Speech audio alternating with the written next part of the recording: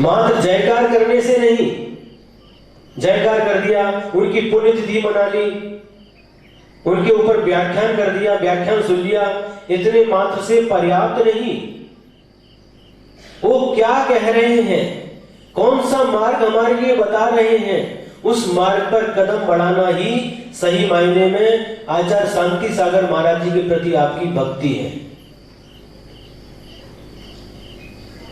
उन्होंने सही उपदेश दिया है, लेकिन आज समाज में शांति सागर महाराज जी के प्रति श्रद्धा तो है, लेकिन उनकी वाणी के प्रति वो क्या कह रहे हैं उनको समझे बिना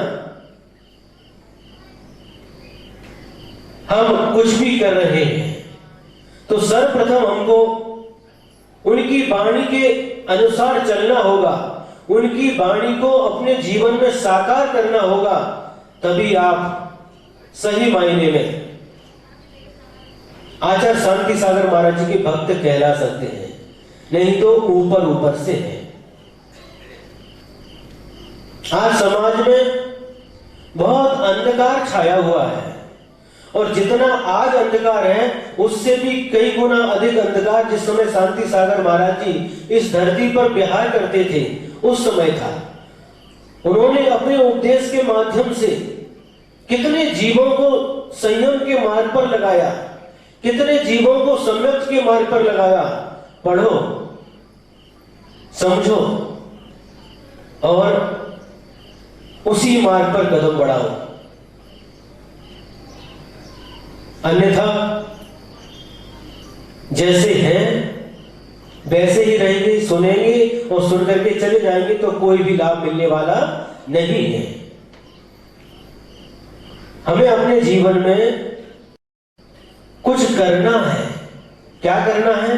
अपने मन से कुछ भी नहीं करना, किंतु जो वास्तविक मार्ग है, और आज कभी कभी क्या होता है, मार्ग साफ सुथरा रहता है और उस मार्ग से जब चलने वाले कम होते हैं तो उस मार्ग पर कांटे पत्थर सब कुछ व्याप्त हो जाता है और वह मार्ग भी घास फूस आने से ओझल जैसा हो जाता है।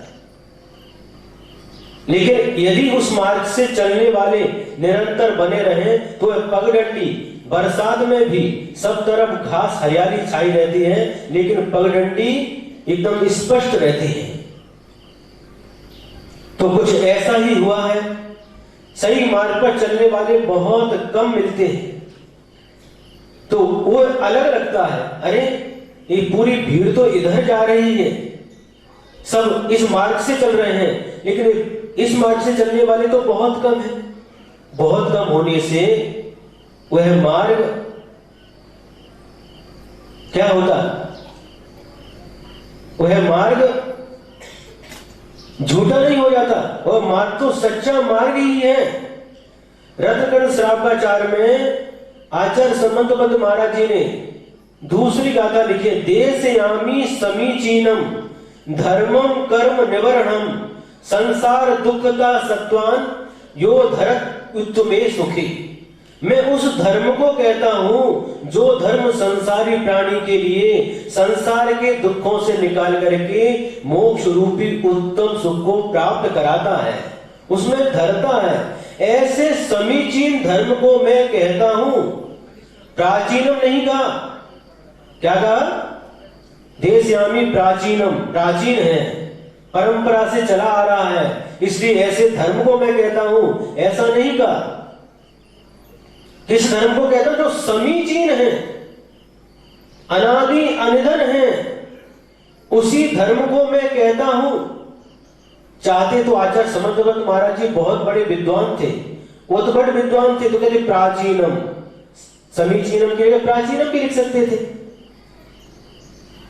नहीं, समीचीन यानी वास्तविक यथार्थ उस धर्म को कहूंगा जो धर्म वास्तव में संसारी प्राणियों के लिए संसार के दुखों से निकाल करके मोक्ष रूपी उत्तम सुख को प्राप्त कराता है। धर्म, बड़े महाराज जी 3-4 दिन से बोल रहे हैं, धर्म किसी रूढ़िवाद का नाम नहीं, धर्म किसी परंपरा का नाम नहीं, धर्म किसी संप्रदाय का नाम नहीं, किंतु धर्म तो वही है जो वीतराग भगवान ने कहा है।